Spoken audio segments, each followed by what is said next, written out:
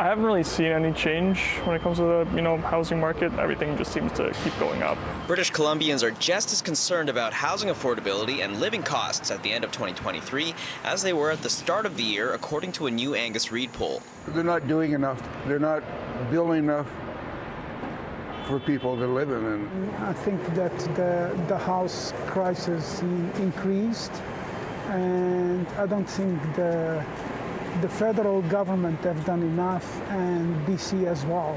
This time last year, only 15% of residents thought the BC NDP was doing a good job when it came to inflation, and 12% thought it was doing well with housing affordability.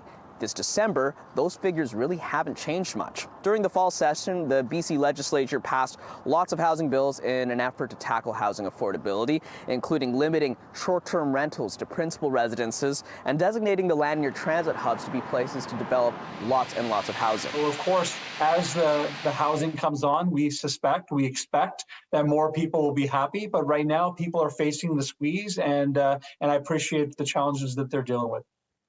Right. So you think maybe some of these responses and these polls might have sort of preceded like the slew of legislation that you guys have put in, and those things are still coming to bear, because it's a big figure that, this poll at least said 53%. That's like over half of the respondents were sort of unhappy with the housing affordability response, right?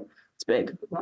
Well, the challenge is many people don't have time to pay attention to what everything's happening in the legislature. What they're seeing is that they're struggling with housing. And what we're trying to do is ensure that not only are we building affordable housing, but we're also reforming the system of how housing gets approved. Angus Reid's research associate, John Rowe, says BC residents are mostly seeing that new housing legislation hasn't helped affordability yet, and they're feeling skeptical. Kind of like a split between people who believe that changing the zoning rules, removing the single-family zoning rules will be effective or not.